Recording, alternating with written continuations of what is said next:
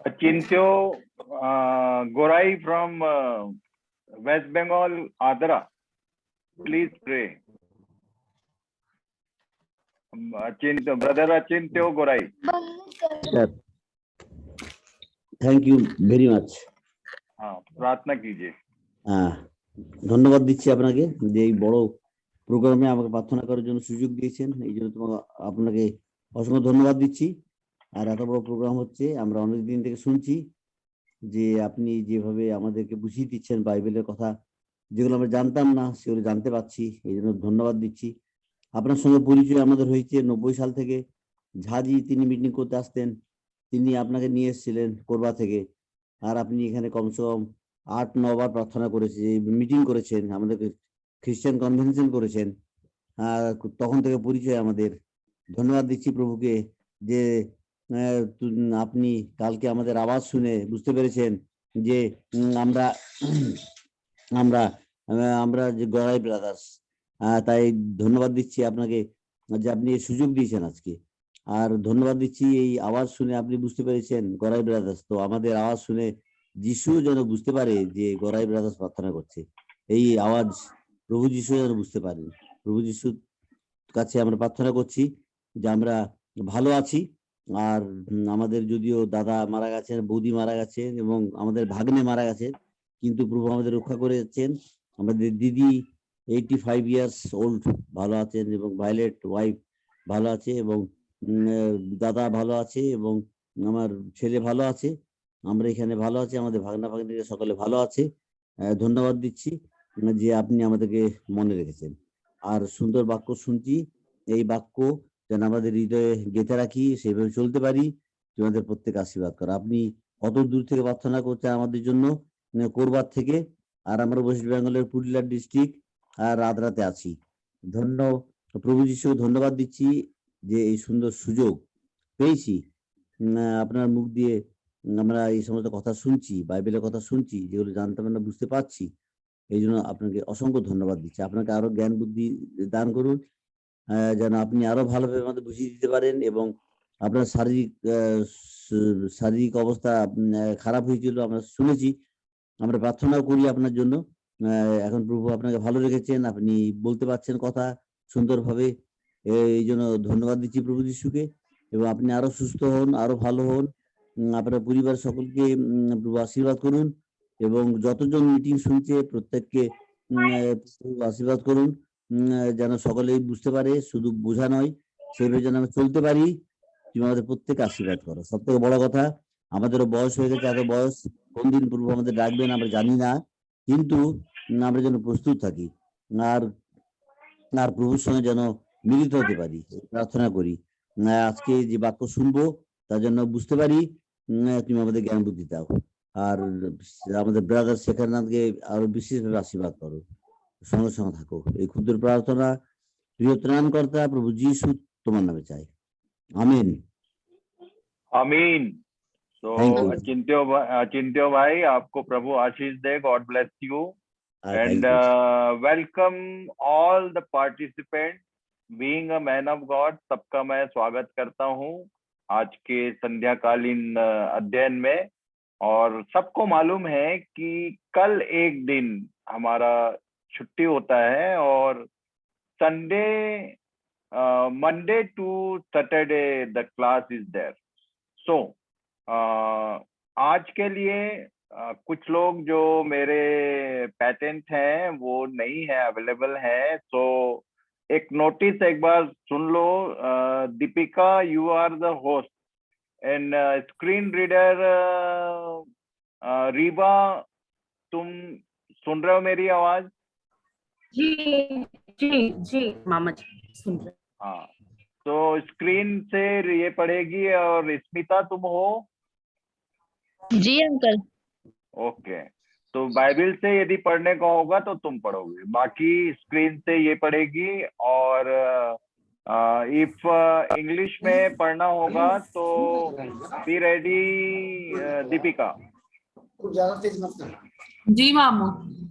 Okay, तो as per requirement we will see. तुम अपना पूरा ध्यान ये माइक पे ध्यान करके रखो कि किसी का भी माइक जब मैं बोल रहा हूं तो ऑन नहीं होना चाहिए बस, ठीक है, इतना ही ध्यान रखना। So Riba read it from screen, Ephesians 1:9 और 10। 9 to 10. Yes. Ephesians 1:9 to 10. उसने अपनी इच्छा का भेद उस सुमति के अनुसार हमें बताया, जिसे उसने अपने आप में ठान लिया था कि समयों के पूरे होने का ऐसा प्रबंध हो कि जो कुछ स्वर्ग में है और जो कुछ पृथ्वी पर है, सब कुछ वह मसीह में एकत्र करे। अब पूरी बाइबिल का जो कंक्लूजन है वो यही है, उत्पत्ति से लेके प्रकाशित वाक्य तक जो भी इवेंट्स है, इसके लिए जो समय ठहराया गया है उसका ये इंफॉर्मेशन है। पौलुस ने इसको लिख के कंक्लूड कर दिया कि समयों के पूरे होने का प्रबंध, इसको इंग्लिश में बोलते हैं डिस्पेंसेशनल ट्रुथ, इस पर हम लोग ध्यान कर रहे हैं। ये कॉमन टॉपिक नहीं है, और इसलिए इस बीच में जो जो काम परमेश्वर ने हमारे लिए ठहराया है, अपनी अपनी जिम्मेदारियों को देखते चलें और हम अध्ययन भी करते चलें। और दूसरा पत्रस 3:8 में क्या लिखा है? रीवा,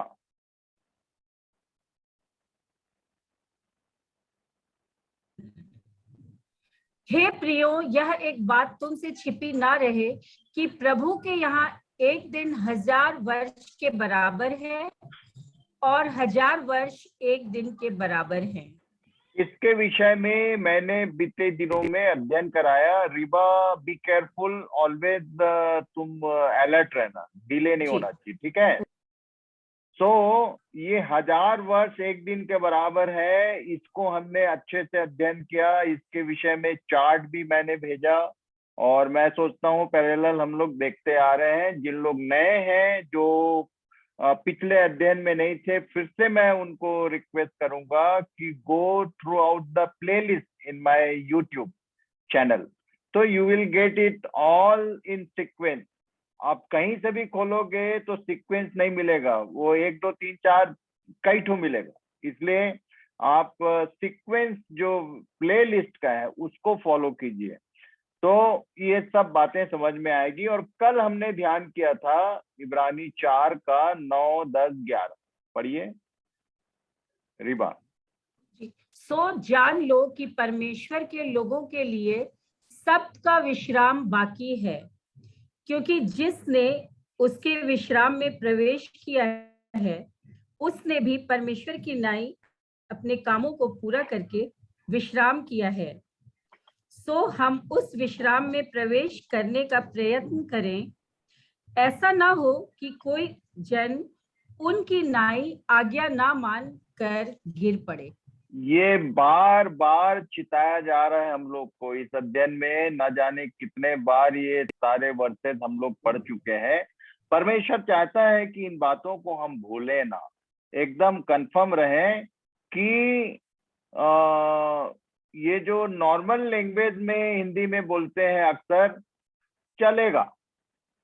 तो परमेश्वर के वचन में जो कुछ लिखा है उसमें कुछ भी चलेगा नहीं, जो बोला है वो करना ही पड़ेगा। वो प्रेमी है, प्रेम करता है, सब अच्छी बात है, पर वो दंड भी देता है। वो प्रेमी पिता है, अनुग्रह करता है, सब कुछ करता है, पर फाइनली न्याय करता भी है। एंड फाइनली जब कंक्लूड होगा ये, तब हम देखेंगे कि एक दिन ठहराया उसने न्याय का, और इसलिए हर बात का हिसाब, सारा चीज हम देखने वाले हैं। तो इसीलिए प्रयत्न करें, ये बोल रहा है हम प्रयत्न करें बिना ये पौलुस ने लिख दिया रोमी 12 अध्याय में, प्रयत्न करने में आलसी मत होना, आलसी ना होना, ये लिखा हुआ है, पढ़ लेना बाद में। ये रोमी 12 में पौलुस ने चिताया, और यहाँ पर ये लिखा हुआ है कि प्रयत्न करें, यत्न करें, आओ हम उसके ज्ञान ढूंढने का यत्न करें, ऐसा ऐसा शब्द यूज करती है बाइबल। और इसलिए मैं धन्यवाद करता हूँ सबके लिए, जितने जो पार्टिसिपेंट्स हैं। हम अपना मन लगाए हुए हैं और ये दिखता है कि आपका प्रयत्न चल रहा है, कि आप इन बातों को समझने का प्रयास कर रहे हैं। और जो बाइबल में लिखा है एक लाइन कि तुम यदि एक कदम मेरी ओर आओगे तो मैं 2 कदम तुम्हारी ओर आऊंगा। यदि आप सही में पॉजिटिवली उसकी तरफ आने का प्रयास कर रहे हैं तो वो 2 कदम आता है हमारी ओर। ये उसकी प्रतिज्ञा है हमारे साथ। सो ये जो हमने 7000 साल के विषय में देखा, ये सबका विश्राम जो मिलेनियम ईयर बोलता है, इससे संबंधित एक विशेष बात आज अध्ययन के साथ बताना जरूरी है। ये नहीं समझेंगे तो दानियल को जो कुछ बोल रहा था वो 70 सप्ताह का हिसाब किताब समझ में नहीं आएगा। इसलिए ये एक बात पढ़ेंगे हम लोग। Deepika, read it.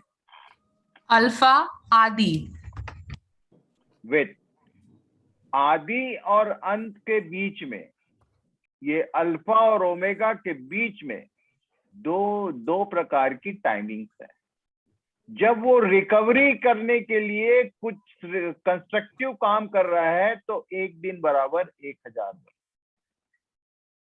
इसको याद रखना आप, कि जब वो अपने अल्फा में जो था उसको एज इट इज रिकवर करने का जो उसका प्लान है, दैट इज फॉर 7000 ईयर्स। वो जो पहला अध्याय है, दैट इज ये फिजिकल डे एंड नाइट की बात नहीं करता है, वो पूरे 7000 साल का ब्लूप्रिंट है। आप यदि अलग से टाइम दोगे मुझको तो मैं आपको समझा सकता हूं कि पहले दिन उसने जो किया उसका मतलब क्या है। एक उसको समझने के लिए एक एग्जाम्पल दे देता हूं मैं कि कैसे ये पैरेलल जुड़ते हैं। दूसरा कुरिन्थी, स्मिता, दूसरा कुरिन्थी 4 अध्याय और उसके 6 पद को पढ़ो।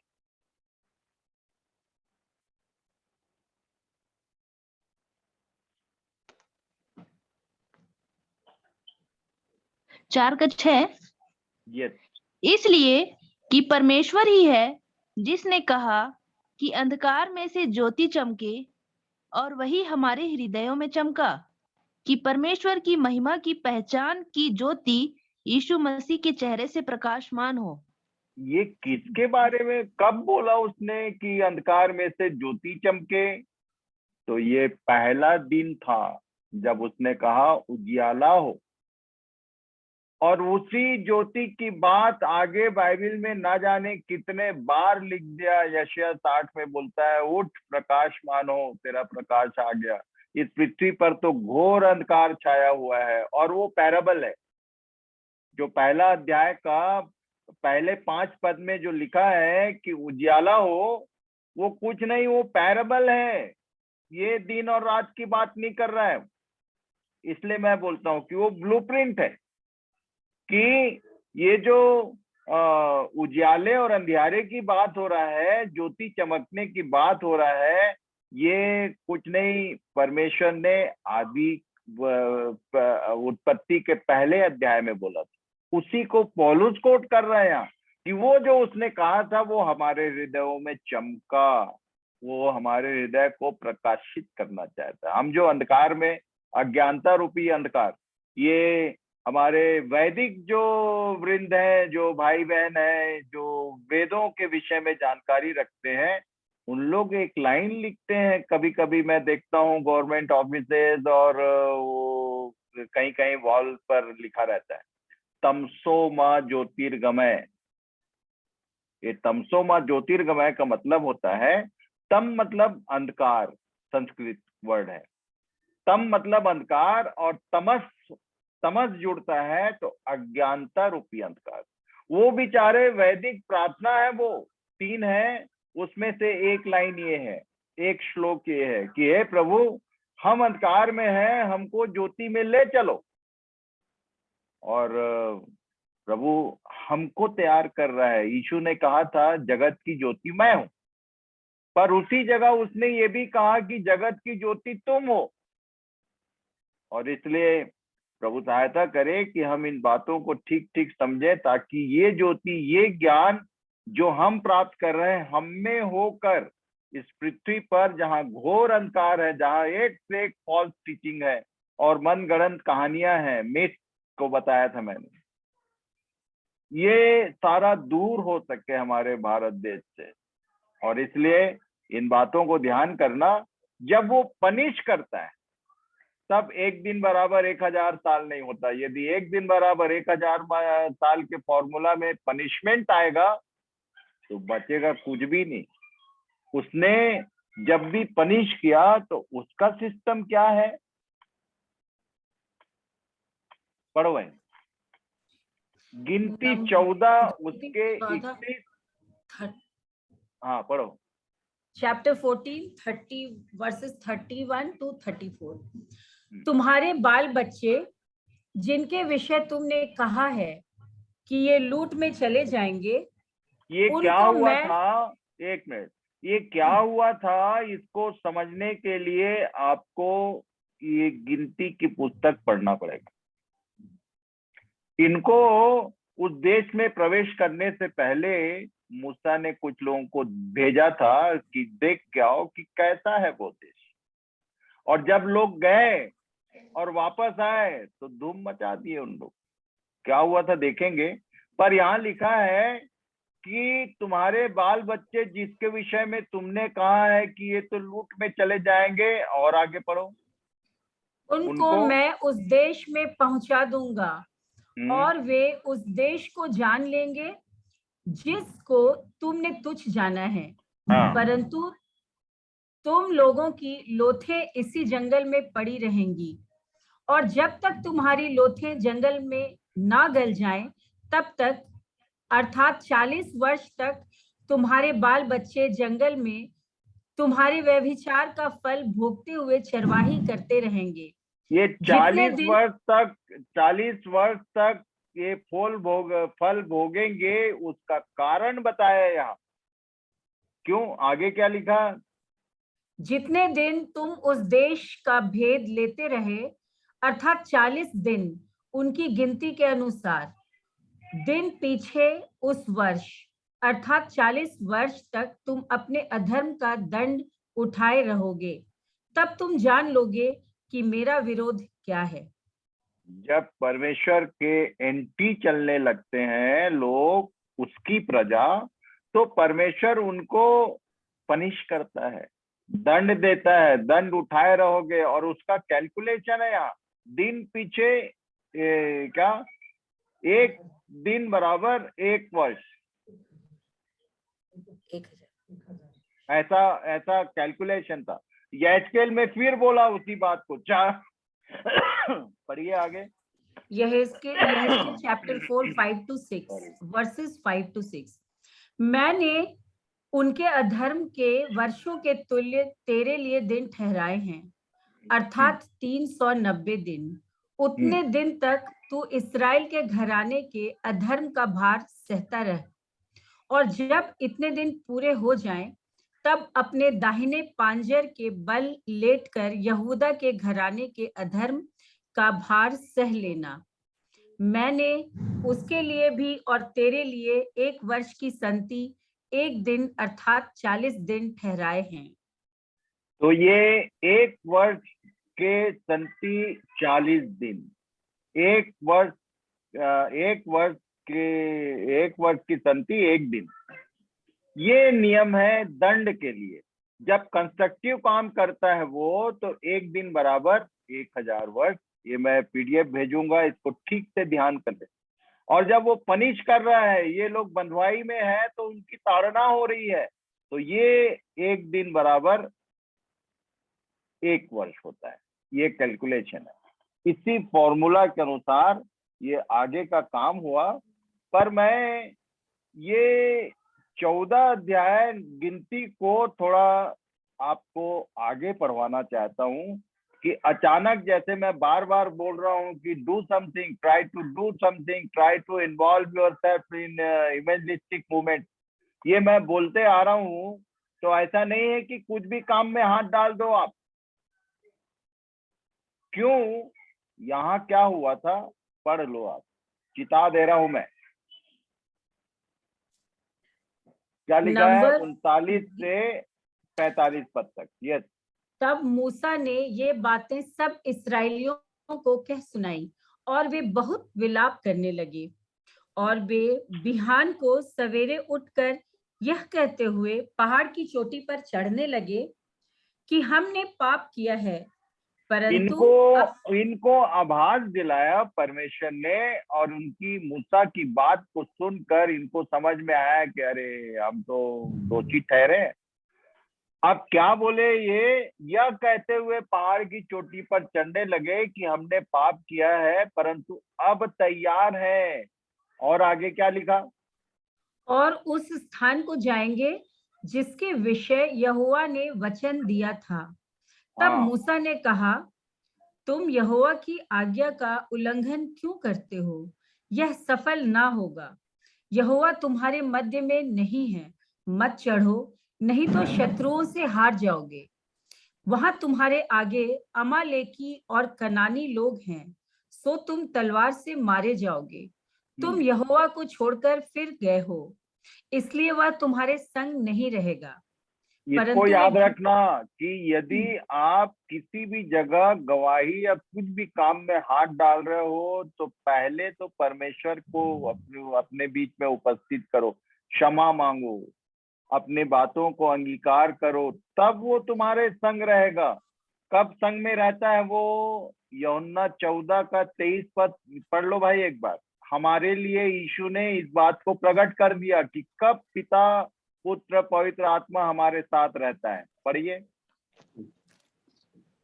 यीशु ने सुनीता। उसको उत्तर दिया, यस। यदि कोई मुझसे प्रेम रखे तो वह मेरे वचन को मानेगा, और मेरा पिता उससे प्रेम रखेगा, और हम उसके पास आएंगे और उसके साथ वास करेंगे।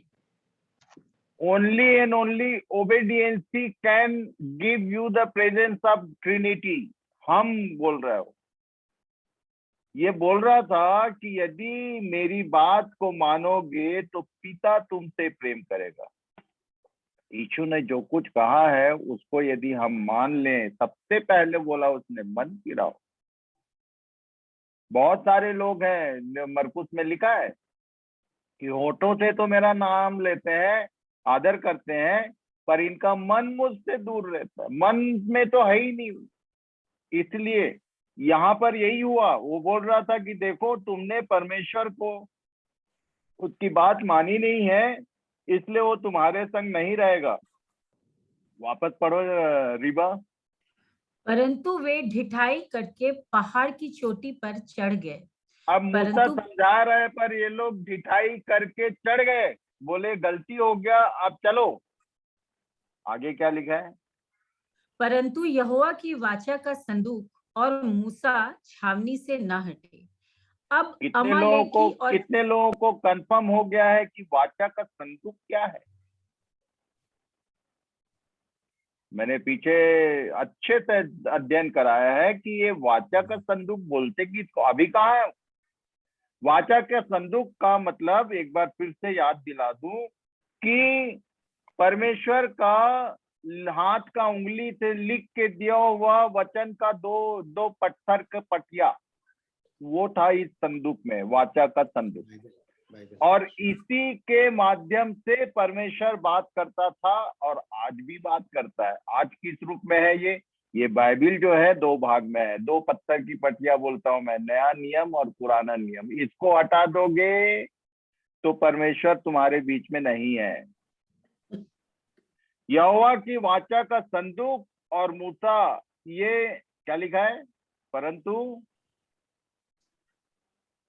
यहोवा की वाचा का संदूक और मूसा छावनी से ना हटे। वो छावनी से हिले नहीं। अब क्या लिखा है, अब अमालेकी और कनानी जो उस पहाड़ पर रहते थे उन पर चढ़ आए और होर्मा तक उनको मारते चले आए। शत्रुओं से हार जाओगे बोला था।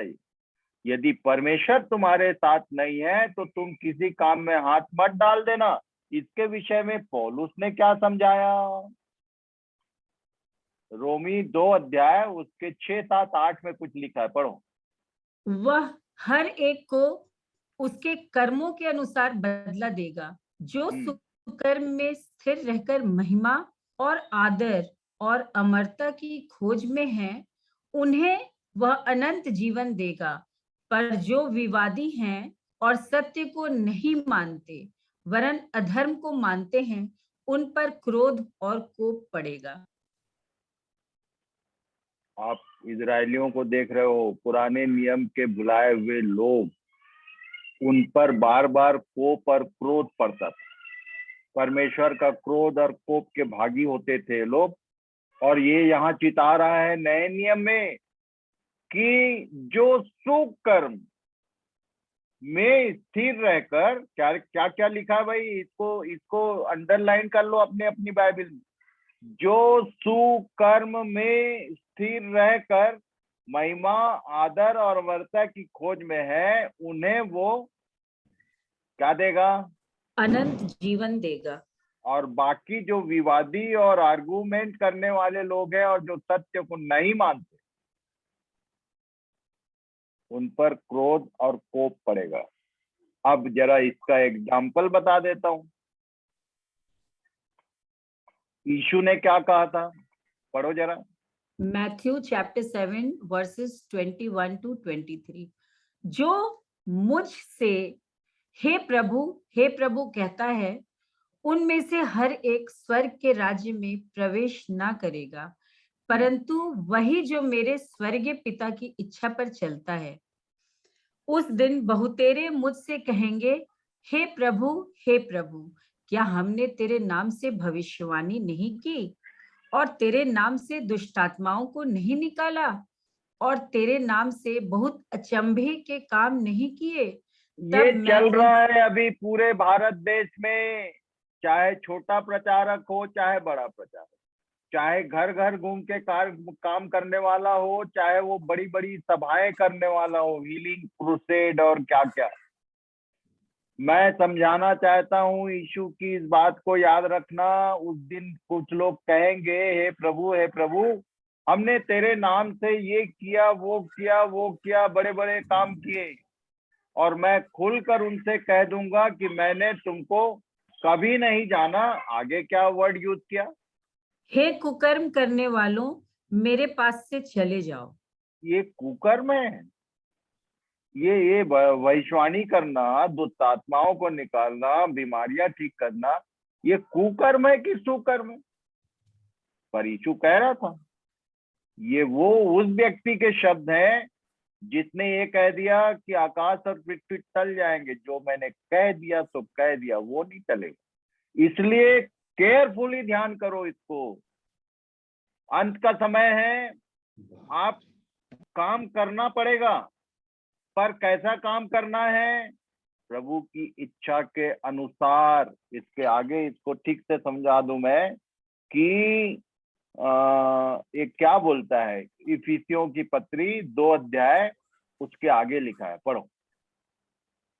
उसने तुम्हें भी जिलाया जो अपने अपराधों और पापों के कारण मरे हुए थे, जिनमें तुम पहले इस संसार की रीति पर और आकाश के अधिकार के हाकिम अर्थात उस आत्मा के अनुसार चलते थे, जो अब भी आज्ञा ना मानने वालों में कार्य करता है। इनमें हम भी सब के सब पहले और अपने शरीर की लालसाओं में दिन बिताते थे और शरीर और मन की मनसाएं पूरी करते थे और लोगों के समान स्वभाव ही से क्रोध की संतान थे। और लोगों के समान, ओके, 2 बार और है, और लोगों के समान स्वभाव ही से क्रोध। हम भी वही थे। बात में गुस्सा, नाक में गुस्सा बोलते हैं। इसका तो नाक में गुस्सा रहता है, मतलब थोड़ा सा कुछ हो गया तो क्रोध से भर जाता है आदमी। ये ऐसा थे का मतलब अब नहीं है। यदि अभी भी वैसी हो तो इस तरह के किसी काम में जाने का, हाथ डालने का मैं तो देखा हूं। कोशिश मत करना। और आगे क्या लिखा भाई? परंतु परमेश्वर ने जो दया का धनी है, अपने उस बड़े प्रेम के कारण, जिससे उसने हमसे प्रेम किया, जब हम अपराधों के कारण मरे हुए थे, तो हमें मसीह के साथ जिलाया। अनुग्रह ही से तुम्हारा उद्धार हुआ है। ये बोलता है अनुग्रह से तुम्हारा उद्धार हो गया, ये सब चीजें छूट गई, तुमको उसने मरे हुओं में से जिला दिया। तो काहे के लिए? अब आराम से स्वर्ग जाने का इंतजार करो, इसके लिए। आगे पढ़ो जरा, क्या लिखा? Ephesians chapter 2 verses 6 to 10। वहीं से आगे पढ़ रहे हैं हम। हाँ, पढ़ो। और मसीह यीशु में उसके साथ उठाया और स्वर्गीय स्थानों में उसके साथ बैठाया, कि वह अपनी उस कृपा से जो मसीह यीशु में हम पर है, आने वाले समयों में अपने अनुग्रह का असीम धन दिखाए, क्योंकि विश्वास के द्वारा अनुग्रह ही से तुम्हारा उद्धार हुआ है, और यह तुम्हारी ओर से नहीं वरन परमेश्वर का दान है। और ये जो है, ये जो उद्धार है, ये बाई ग्रेस है, अनुग्रह के अनुसार उसने हम पर अनुग्रह किया और हमारा उद्धार किया। आगे क्या लिखा है येलो कलर में? दिस इज डेंजरस लाइन, पढ़ो जरा। और न कर्मों के कारण ऐसा ना हो कि कोई घमंड करे, क्योंकि एक बात को याद रखना कि उद्धार परमेश्वर का अनुग्रह है, तुम्हारे किसी काम से उद्धार नहीं होता, कर्म से उद्धार नहीं होता। पर उद्धार क्यों हुआ है? आगे कारण लिखा है कि कर्मों से उद्धार नहीं होता, पर उद्धार किस लिए किया? आगे क्या लिखा है? क्योंकि हम उसके बनाए हुए हैं और मसीह यीशु में उन भले कामों के लिए सृजे गए, जिन्हें परमेश्वर ने पहले से हमारे करने के लिए तैयार किया। तो भला काम क्या क्या है? परमेश्वर ने हमारा उद्धार इसलिए किया है कि कुछ काम है उसके पास हमारे लिए। इसलिए पौलुस बोलता था, अपने बुलाए जाने को तो सोचो कि तुम किस लिए बुलाए गए हो। तुम्हारा, मान लो एक हॉस्पिटल है, अब हॉस्पिटल में तो बहुत सारे सेक्शन होते हैं। मान लो हॉस्पिटल में जो नर्सिंग केयर वाले लोग हैं, वो बोले कि नहीं नहीं, हम आज कंपाउंडर की जगह काम करेंगे, और कंपाउंडर बोले कि नहीं मैं नर्सिंग का काम करूंगा, तो ये तो गोलमाल हो जाएगा। जिसका जो काम है, कलीसिया नाम का जो ये जो देह बोला कि कोई आंख है, कोई पैर है, कोई नाक है, कोई कुछ है, पहला कुरिन्थी 12 अध्याय में अच्छे से समझाया। Do you know what you are? क्या तुमको मालूम है कि उस देह में तुम्हारी कौन सी जगह है? और तुम परफेक्ट वही काम, अपने बॉडी को चेक करना कि आपका लेफ्ट हैंड का जो काम है उसको राइट हैंड नहीं कर सकता, जो राइट हैंड का काम है उसको लेफ्ट हैंड नहीं कर सकता। कोई भी एक दूसरे के काम को ओवरलैप नहीं कर सकते, पर सब मिल के एक देह कहलाता है। कलीसिया उसी को बोलते हैं।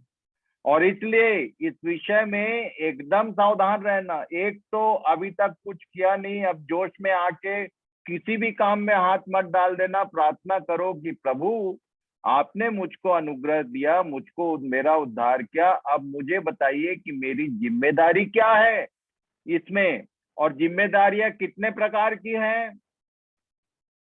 तो एक बार निकाल के पढ़ लो भाई,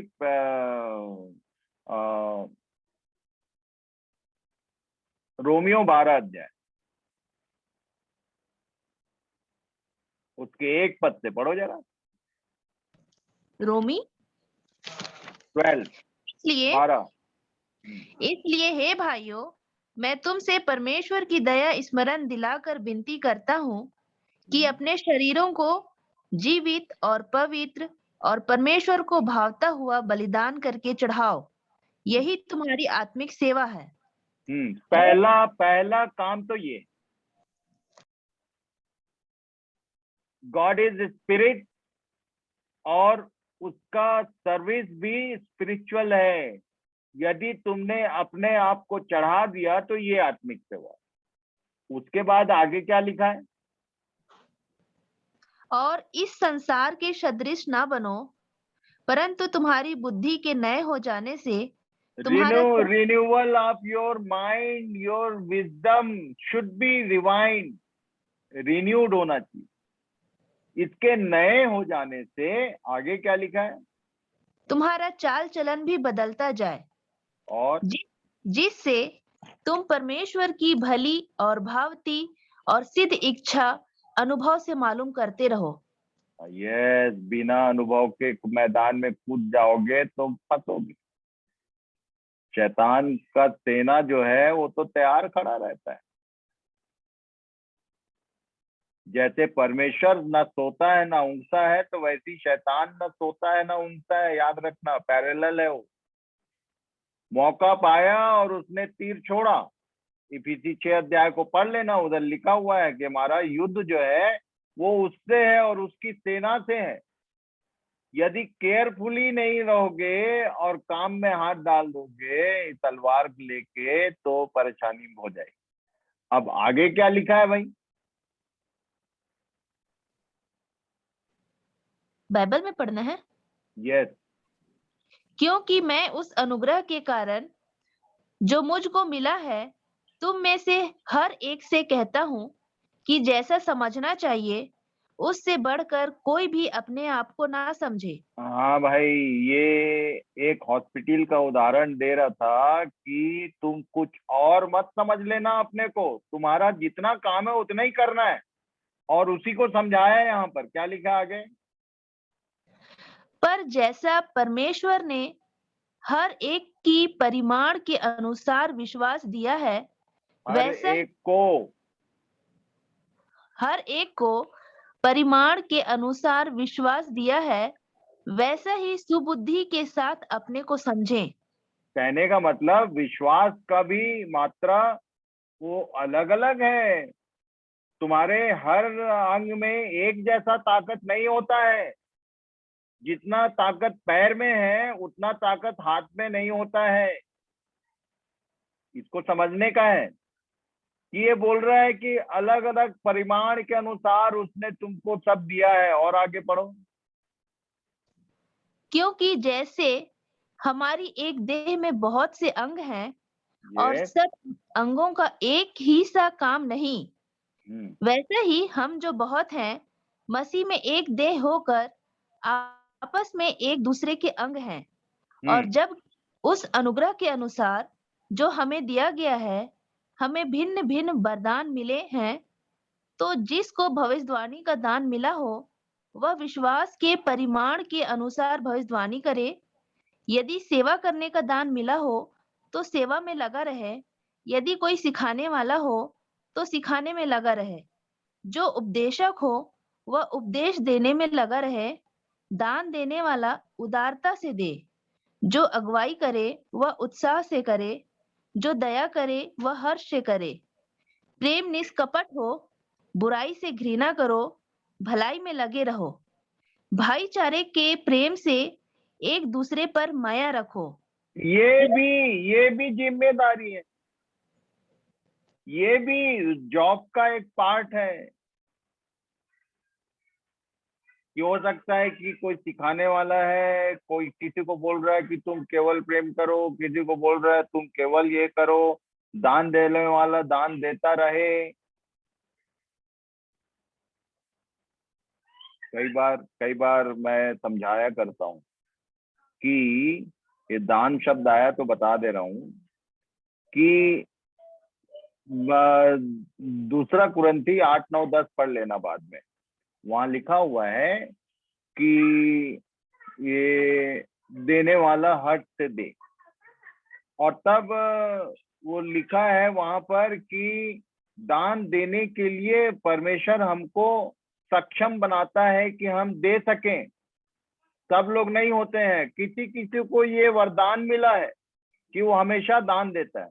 अब मान लो वो व्यक्ति ये समझने लग जाए कि क्या यार ये भुक्कड़ लोग मेरे ही पास चले आते हैं, तो मैं बोलता हूँ बेटा तेरे को दान देने के लिए परमेश्वर ने आशीष दी है, तू देता रहा, दान देने वाला देता रहे, सिखाने वाला सिखाता रहे।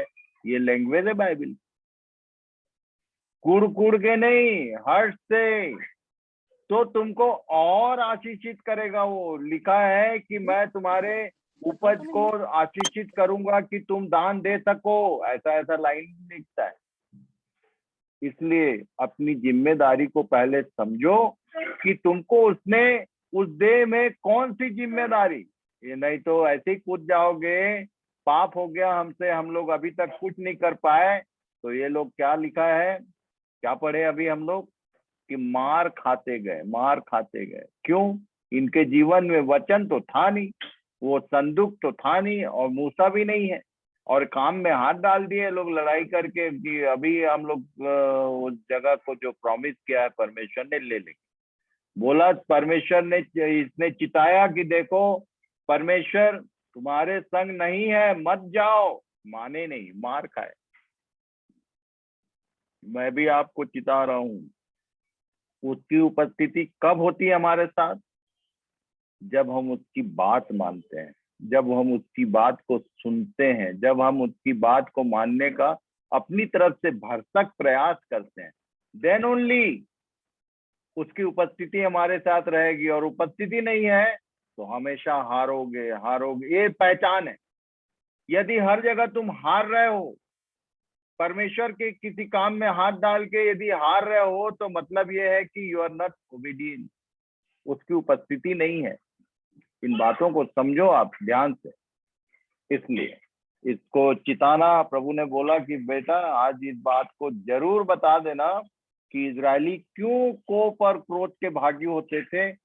सुकर्म और कुकर्म, कुकर्म उसको बोलते हैं जिसमें तुम अपने मन से मन माना, जैसा चाहे वैसा प्रोग्राम बना दिए और अपना चल दिए।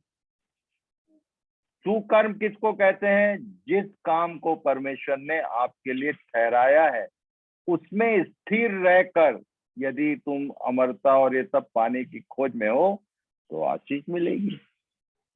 इसलिए यीशु के उन शब्दों को कभी भूलना नहीं। उसने बोला कि हे कुकर्मियों, तुमको मैं जानता नहीं। क्यों? परमेश्वर की इच्छा के अनुसार नहीं कर रहे हैं काम, पर परमेश्वर की जो इच्छा है वो नहीं हो रहा है। परमेश्वर की इच्छा में केवल चंगाई और बड़े बड़े आश्चर्य कर्म नहीं होते हैं। सबसे पहली उसकी इच्छा है कि तुम पाप से स्वतंत्र किए जाओ। मैं बार बार बता रहा हूं कि रोग, बीमारी, समस्या, परेशानी नर्क नहीं ले जाएगी। केवल एक चीज है जो हमको, हमारे को नर्क का रास्ता दिखाएगी, पाप। और इसलिए प्रभु सहायता करे, इन विषयों में गंभीर हो, अपने विषय में आगे बढ़ेंगे हम लोग। एक बार और इसको Ephesians दानियल 9 अध्याय, Daniel chapter 9 verse 24, तेरे लोगों और तेरे पवित्र नगर के लिए 70 सप्ताह ठहराए गए हैं। ये कि कौन बोल उनके- रहा था? देखो जरा, याद है क्या? कौन बोल रहा था? जिब्राइल बोल रहा था सर। जिब्राइल बता रहा है।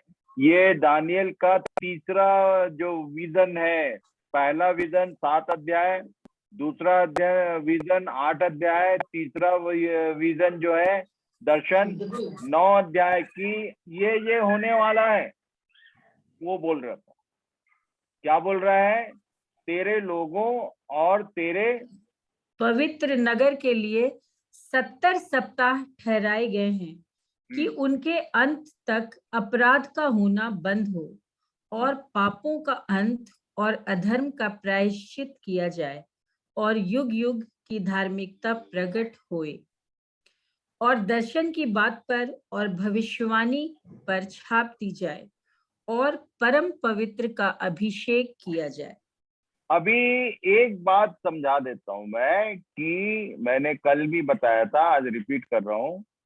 490 वर्षों के भीतर 70 सप्ताह मतलब 490 70 सप्ताह के भीतर 6 काम। और यदि इन कामों को देखेंगे, आगे हम लोग देखेंगे, यहाँ पर हिंदी में और इंग्लिश में एक बहुत बड़ा ब्लंडर मिस्टेक।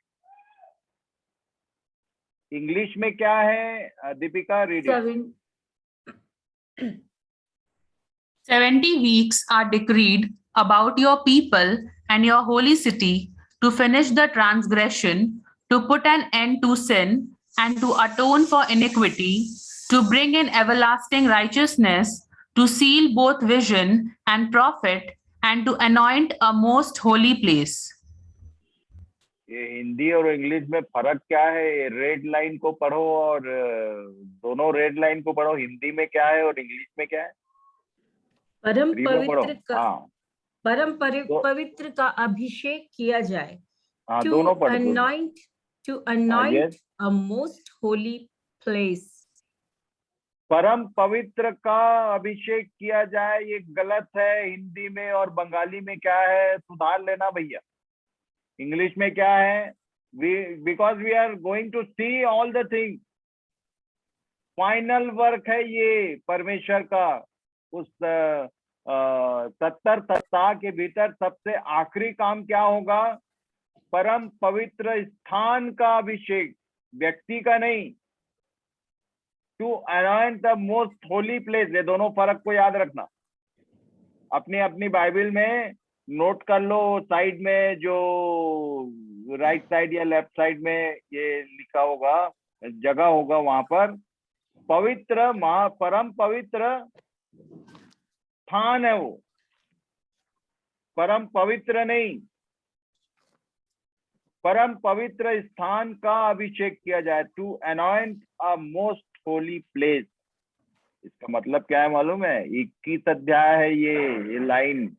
21 अध्याय में लिखा है कि परमेश्वर का डेरा मनुष्यों के बीच में वो पूरा स्वर्ग को उठाकर इस पृथ्वी पर लेके आने वाला है। इसलिए तो बोला पौलुस ने कि उसने जो कुछ अपने मन में ठान लिया था सुमति के अनुसार कि स्वर्ग और पृथ्वी दोनों को एक करेगा, एक करेगा।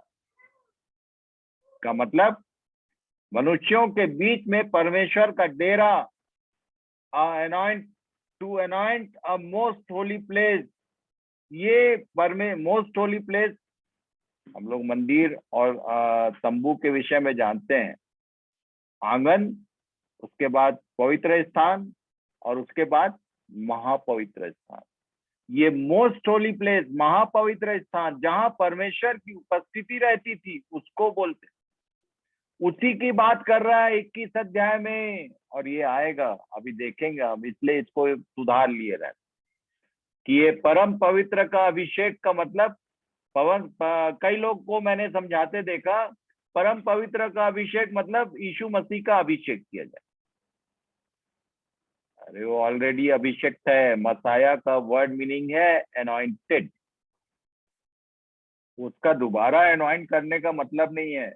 ये उस स्थान का, नया यरूशलेम और नया आकाश, ये दोनों एक होके इस पृथ्वी पर आने वाले। समुद्र नहीं रहेगा, कोई और क्या क्या होगा वो देखेंगे अपन जब प्रकाशित वाक्य में। So carefully we have to read all the things. इसको सुधार लिए रहना। ये 6 काम क्या क्या भाई? अपराध का होना बंद हो। To finish the transgression. पापों को अंत हो। सॉरी, ये को हो गया है, का है वो। पापों का अंत हो। पापों का अंत हो। To put an end to sin. अधर्म का प्रायश्चित हो। To atone for iniquity. युग युग की धार्मिकता प्रकट हो। To bring in everlasting righteousness. दर्शन की बात पर और भविष्यवाणी पर छाप दी जाए। To seal both vision and profit.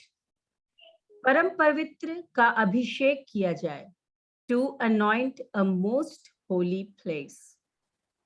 ये दोनों सुधार के मैं भेजूंगा आपको, पवित्र परम पवित्र स्थान को जोड़ देता हूं इसमें, और पापों का अंत हो। ये अभी मैं पीडीएफ भेजूंगा तो सुधार दूंगा, पर इसको याद रखना 70 सप्ताह के भीतर ये विशेष 6 काम है जिसको होना है।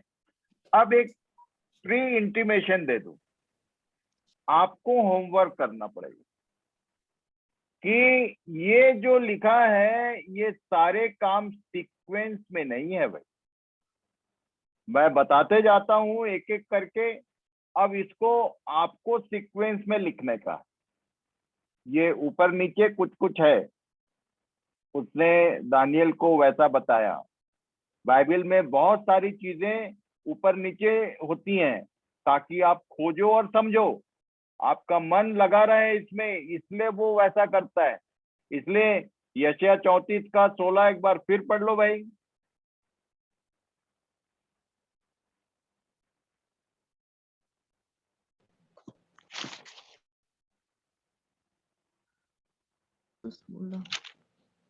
यहोवा की पुस्तक से ढूंढ कर पढ़ो।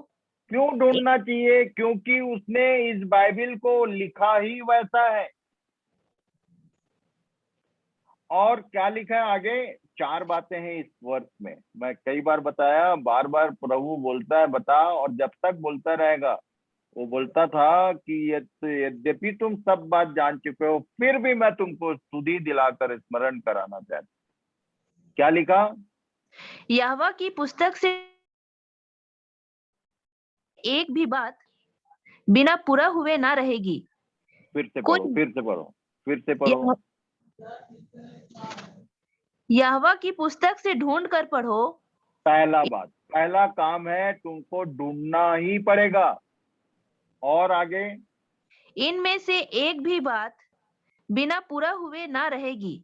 मतलब सिंगल वर्ड भी प्रोफेटिक मायने रखता है। ये पूरा होने वाला है आगे या पीछे, या तो बहुत सारी चीजें पूरी हो चुकी और कुछ चीजें पूरी होने वाली है। आगे? कोई बिना जोड़ा ना रहेगा। हाँ, कनेक्टिविटी, कनेक्ट होता है एक दूसरे से। वर्सेस जो है वो एक दूसरे से कनेक्ट होते हैं। ये प्रॉपर परफेक्ट कनेक्टिविटी बताएगा कौन? आगे लिखा है, क्योंकि मैंने अपने मुंह से यह आज्ञा दी है और उसी की आत्मा ने उन्हें इकट्ठा किया है। उन्हें ऐसा इकट्ठा कर दिया है। किसने किया है? उसी ने उनके लिए। किसने किया है इकट्ठा? परमेश्वर ने, उसकी आत्मा ने। यस। और उसकी आत्मा ने यदि कोई चीज इकट्ठा किया है तो कौन बताएगा उसको? पुत्र भी बोलता था मेरे को मालूम नहीं भाई, पिता ने क्या क्या कैसा किया है। पिता की सारी गूढ़ बातों की जानकारी कौन रखता था? यीशु ने कई बार खुद ही बोल दिया कि इससे आगे तुम नहीं समझ सकते, तुमको नहीं बता सकता। उसने बोला कि मुझको भी नहीं मालूम, स्वर्गदूतों को नहीं मालूम, मुझे भी नहीं मालूम, पर उसकी सारी गुण बातों की जानकारी किसको रहती है? पहला कुरिन्थी 2:10 पढ़ो।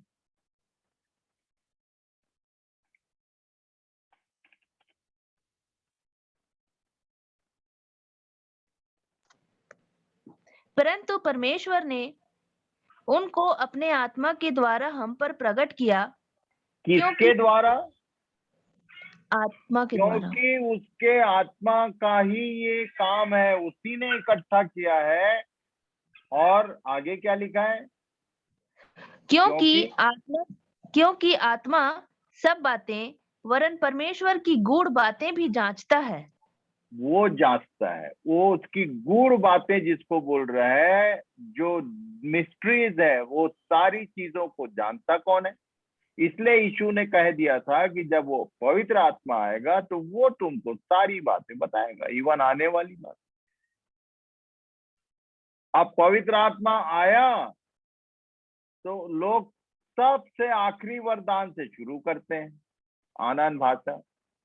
और मिस्ट्रीज तो सारी गायब है, कनेक्टिविटी वचन का मालूम नहीं है, पहली बात उसने यदि गिफ्ट के बारे में बात करेंगे तो सबसे पहला गिफ्ट क्या है? किसी को बुद्धि की बातें, ज्ञान की बातें, वहां से शुरू होता है। शुरू वहां से होना चाहिए। तो सब सिर्फ नीचे से शुरू करता है, जो बड़ा इजी है, जीभ हिलाना, कुछ भी। याद रखो कि तुमको परमेश्वर की बातें मालूम नहीं है और तुम यदि आनंद भाषा की बात कर रहे हो तो तुम बेवकूफ बना रहे हो लोगों को। इसका बदला मिलेगा एक दिन। न्याय के दिन बताएगा वो कि तुम सुकर्मी थे कि कुकर्मी थे। इसलिए केवल आनंद भाषा की बात तो करना ही मत। सबसे पहले उसकी बुद्धि की बातें तुम्हारे पास है। वरदानों को यदि ध्यान करोगे, पहला कुरिन्थी 12 अध्याय के 7 पद से आगे पढ़ लेना। Everything is written. मेरे मन से मैं कभी नहीं बोलता हूं।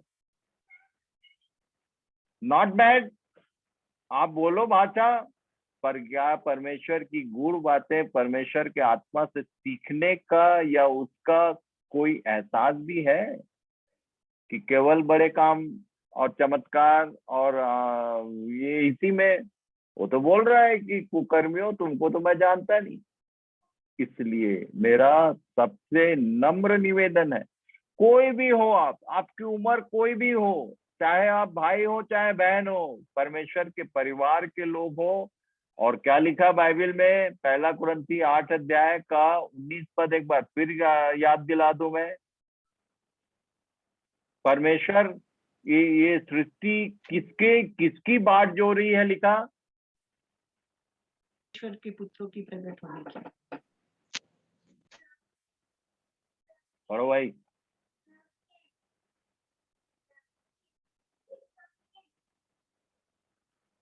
पहला गायब हो। कुरिन्थी हाँ चलो, पहला कुरिन्थी रोमी 8 का 19 बोला हूं।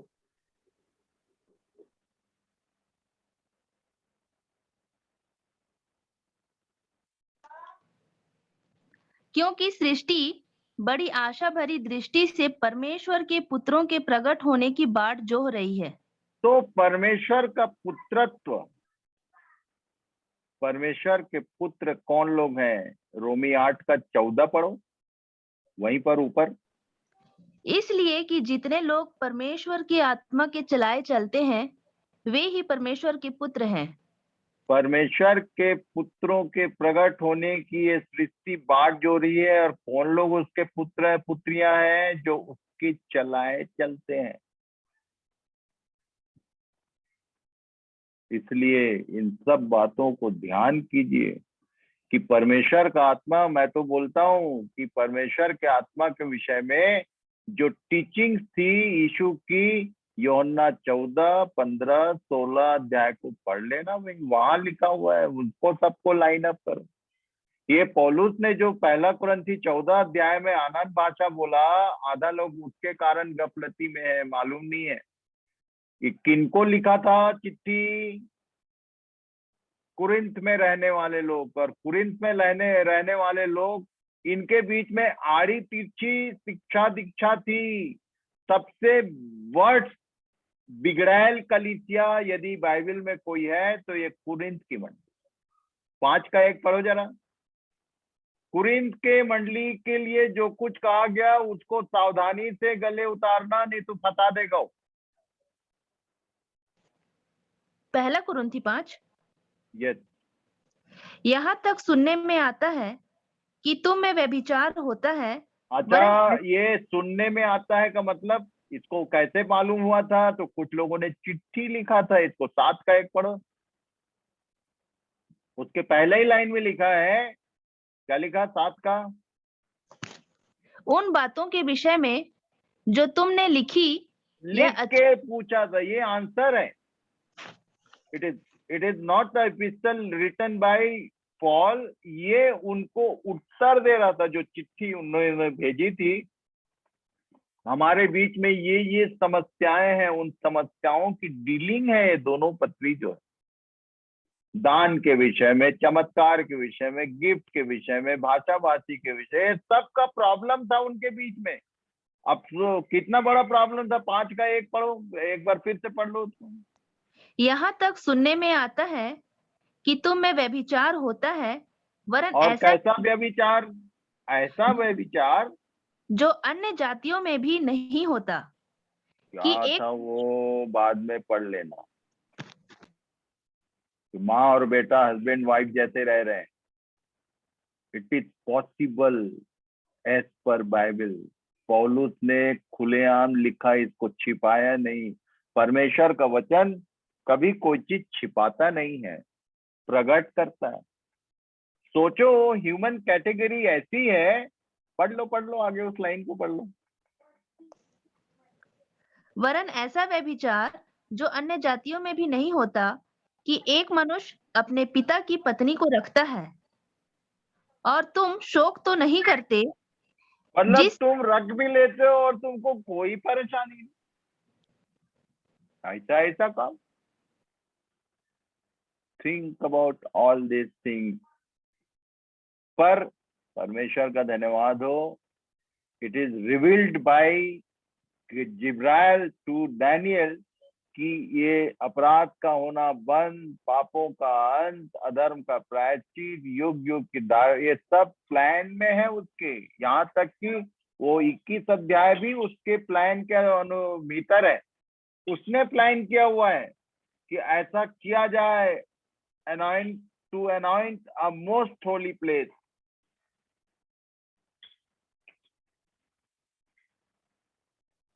इसके आगे 9, 10, 11, 12 4 चैप्टर रह गया। इसको यदि आप लोग इस कल हमारा संडे है, कल शाम की मीटिंग नहीं होगी। Monday again we are meeting. हम सोमवार को फिर से मिलेंगे। आज का समय इट इज कंप्लीटेड। तो मैं कोशिश करता हूं कि जो टाइम दिया गया है उसका पूरा फॉलो करूं। आप लेट आते हो, मुझे कोई परेशानी नहीं, आप लेट आओ। पर यदि टाइम से आओगे तो पूरी बात समझ में आएगी, और नहीं तो मैं वीडियो तुरंत आधे घंटे के भीतर डालता हूं, अपलोड करूंगा और आप लोग देख लेना। पर कोशिश करो कि क्लास में कभी लेट ना हो। मैं देखता हूं कि जब हम शुरू करते हैं तो आधे लोग हो रहते हैं। हाँ,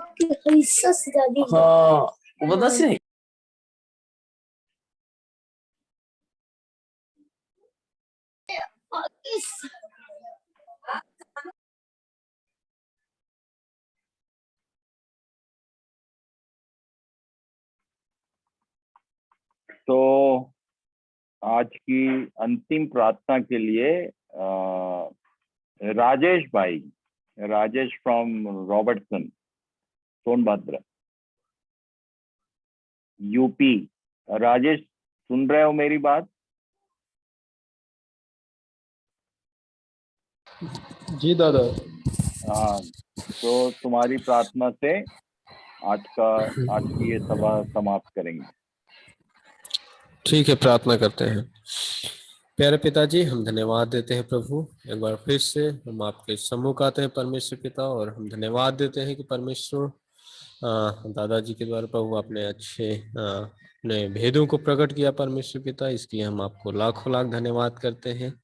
सच में प्रभु आप महान हैं, आप भयंकर परमेश्वर हैं, और सचमुच में आपका वचन कहता है जो कान ने नहीं सुना, जो आंखों ने नहीं देखा, वो आपने हम सब को के लिए, अपने प्रेम करने वालों के लिए प्रकट करते हैं। इसलिए हम धन्यवाद देते हैं प्रभु। सचमुच से में प्रभु ये हम सबके चित्त में नहीं बैठा था परमेश्वर, लेकिन प्रभु आप अपने दास के द्वारा प्रभु आपने ये सारी बातों को सिखा रहे हैं, समझा रहे हैं। इसके लिए हम आपको लाखों लाख धन्यवाद करते हैं परमेश्वर। और प्रभु हमारी विशेष प्रार्थना है परमेश्वर की जितने भाई बहन प्रभु इस मीटिंग में जुड़ते हैं परमेश्वर पिता, day by day we would grow in your presence and walk in your presence, Lord. Father, we thank you so much, and प्रभु हम सब कुछ के लिए हम धन्यवाद देते हैं परमेश्वर। और स्पेशली हम दुआ करते हैं दादाजी के लिए परमेश्वर पिता, इनको आपके हाथ हम सौंपते हैं, और प्रभु आप इनको सिखाइए, बातचीत इनसे कीजिए परमेश्वर पिता, और अपनी बातों को रिवील कीजिए इनके ऊपर परमेश्वर, ताकि और हम सब परमेश्वर आपके वचनों में और गहराई से सीख सकें और बढ़ सके परमेश्वर, और हम सब प्रभु तैयार हो सके यीशु मसीह के नाम से। और प्रभु जो आपने हम सबको के काम को दिया है परमेश्वर पिता, जो आपने सौंपा है, उसको करने के लिए हम तत्पर हो सके। प्यारे पिताजी, हम धन्यवाद देते हैं और हम सब भाइयों बहनों को आपके हाथों में सौंपते हैं। जितने लोग जुड़े हैं परमेश्वर पिता, आप सहायता करें। हम धन्यवाद देते हैं सारी बातों के लिए, आपने प्रार्थना सुना इसके लिए धन्यवाद देते हैं। ये छोटा सी विनती आपके प्रिय पुत्र हमारे प्रभु यीशु मसीह के नाम से करते हैं, सुनिए, दया से ग्रहण करें। आमीन। आमीन। तो प्रभु सबको आशीष दे।